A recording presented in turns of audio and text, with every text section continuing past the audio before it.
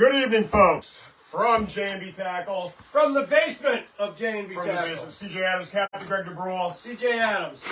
This is where the magic happens. Wait a minute. Before I remember, I wanted to say about the drawings. Oh, go ahead. Sorry. The drawings. We have we're going to extend the little contest we're having with the kids. What exactly is it? I'm not sure. You're not sure? No. Well, what we're doing is a lot of the kids are sending in drawings of either the Black Hawk or their favorite fishing adventure, or a picture of them and their parents or whatever. Send it. Have your kids. I forgot what it is. I think it's 12 or under. But you can win. We're going to have the crew is going to pick what they think is the best picture. Then we're going to put it on Facebook and let the public decide. But you can win a free fishing trip for not only your child, but for an adult.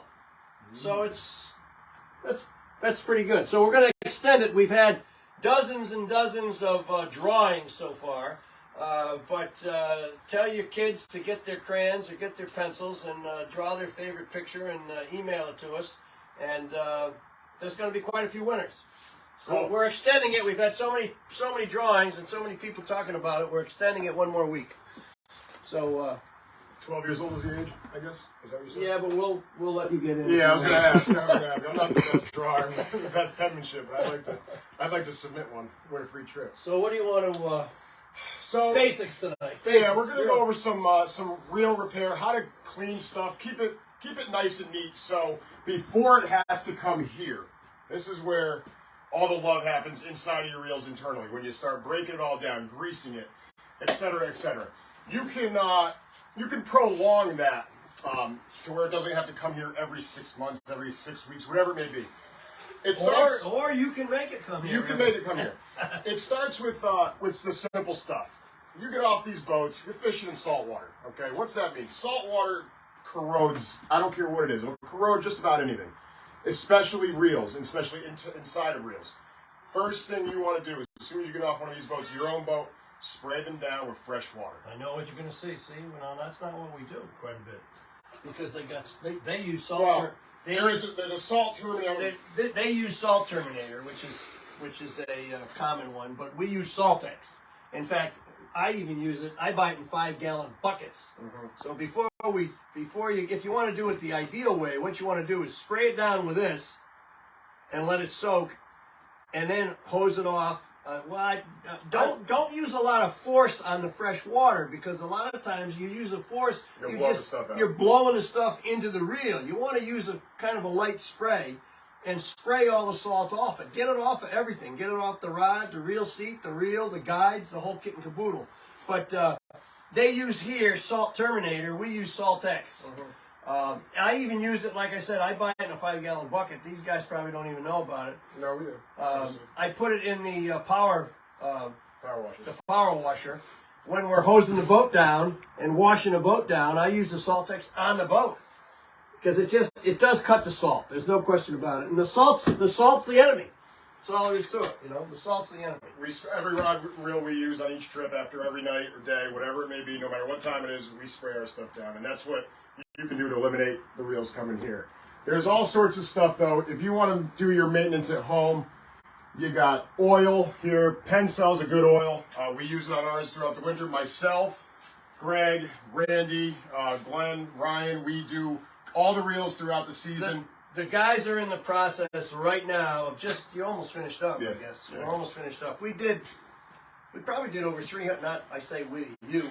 Yeah. Not me. Glenn, everybody. Glenn, Ryan. Collectively, everybody. Randy, CJ, cleaning, taking them apart, washing them, greasing them, oiling them. There's a difference between lube oil and grease to begin with, okay? But they're just finishing up now on taking care of all the rods and reels that, for our upcoming season. It's a pain in the neck, but it's got to be done. Got to be done. And like CJ said, we do wash them every trip. We're doing X amount of reels with 4 or 5 guys. You're going to work on yourself a handful of rods and reels, and you have plenty of time over the winter or the off season, whatever it may be, to work on those. So start with some fresh water, some Salt Terminator, some Saltex, WD-40, little oil, little grease. Open things up. If you don't know how to open it up, and you don't know what what you're getting yourself into, then you bring it here. I know a lot of our customers, a lot of you guys, a lot of the reels come to this shop to get fixed throughout the winter. They've got reels here, let me tell you. Parts, all sorts of parts. It's everything. What's the squeakiest thing you hear on a reel all the time? Even on this is the guy right easiest. here. This is the easiest thing. We use 90 weight lube oil, okay, on like the handles. This is all you do is just shoot it right in. Just, you can see it's a gun. Hold the thing right up there, shoot it right in, give yourself a shot of that, okay? This is 90 weight gear oil. Grease is actually used inside the reel when you take them apart, okay? Here's what they're using is just pen grease, but two different things. You wouldn't want to use this inside because it's too loose. It's not thick enough, okay? But don't use a lot of it.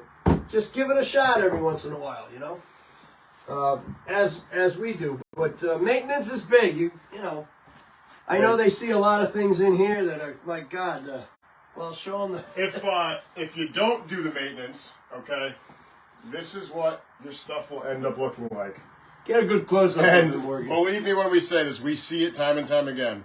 Even a simple rinse, if you don't have the Saltex, at least just give it a rinse because it will end up looking like this.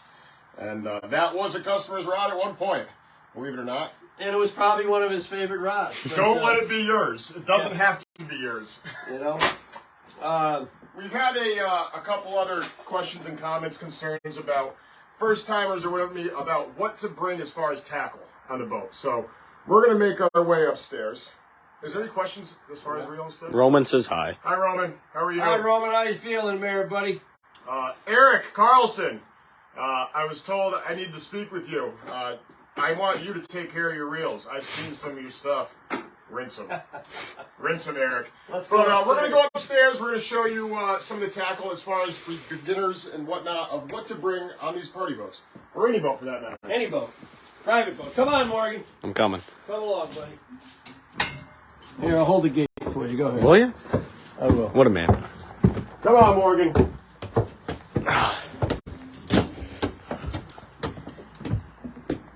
ahead, pan right. Obviously, there's plenty of line.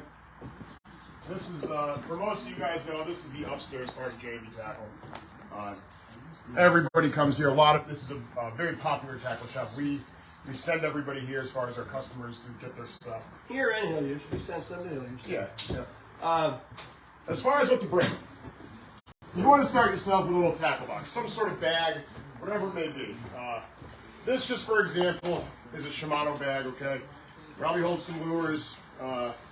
It's got little compartments. You can put all your stuff in there.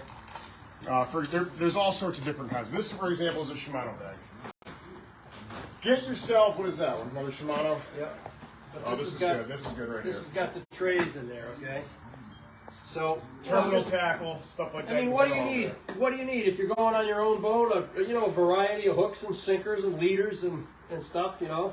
Pliers, Get you gotta yourself get a good pliers. good pair of pliers. I know we talked about last week D-hookers. Get yourself a D-hooker. We could show There's where a pile they're of them over here. But start yourself with the basics. D-hooker and a pair of pliers.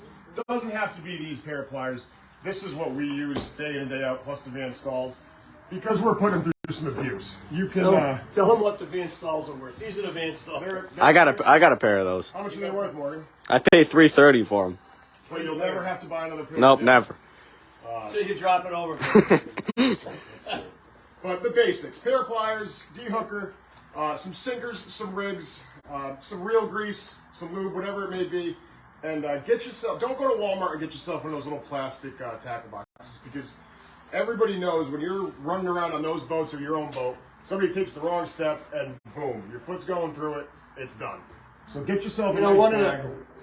One of the things about going to a good tackle store is unlike the bigger Walmarts and Bass Pro and everything. You know, the people that work there are paid employees, and a lot of those people, unfortunately, know as much about what you want and how to do it and where to get it as they know about brain surgery.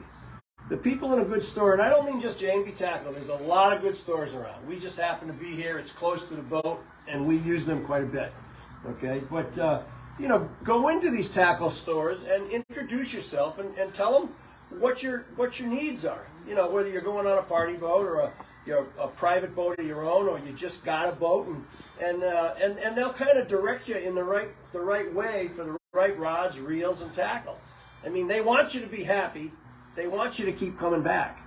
That's all there is to it. So it's important, and it's good business to buy from local businesses. It is, yeah. Support the local businesses, obviously. Okay. As far as anything else goes, I mean, depending on what you're fishing for, personally, if you're going porty fishing, light sinkers, light monofilament, small hooks. If you're tuna fishing, diamond jigs, bigger hooks, bigger line, etc., etc. So, depending on what species you're targeting, depends on what tackle you're bringing. Where'd he just go? Yeah, he's over there. I can see him.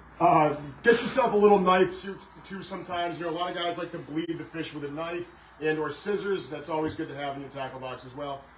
Keep it simple. That's the main part of it. As we see time and time again, people bringing machetes. It looks like, and it gets out of hand sometimes. Keep it very simple.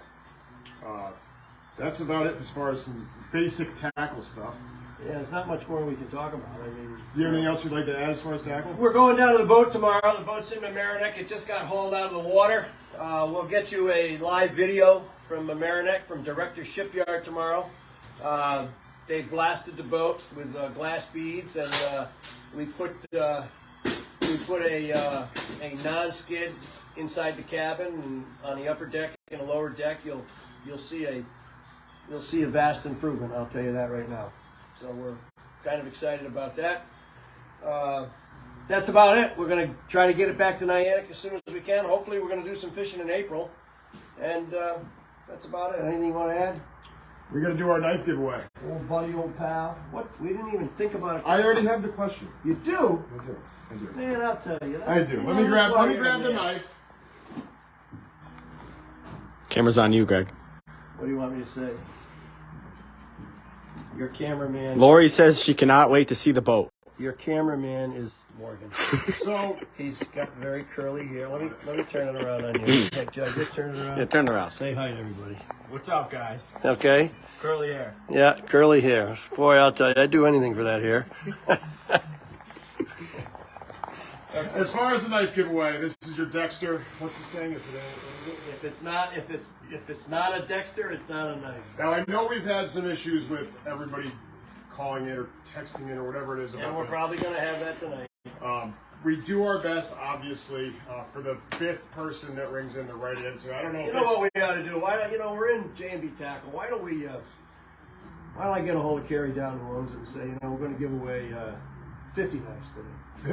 50. Exactly. Watching us going, oh, mother of God! No, we're not. One knife. That's it. Like I said, we do the best we can with this little giveaway here. But for, I guess, the fifth person with the right answer. What's the question? Would you relax? Whisper to me, quick.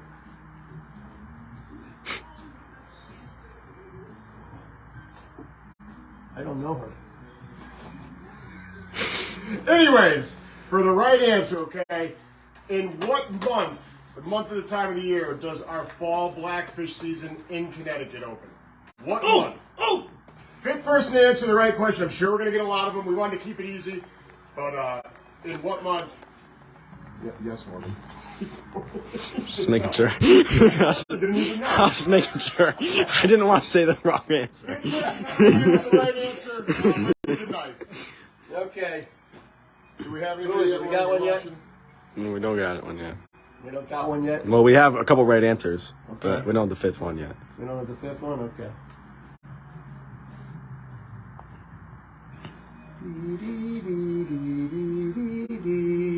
Lori. Lori. Lori who? Lori comes on the boat.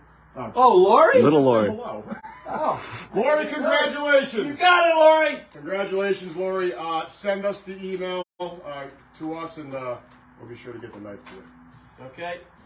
From J&B Tackle, CJ Adams. Captain Greg DeBraw. We'll see you, folks, okay? Thank you for tuning in. Take care, guys.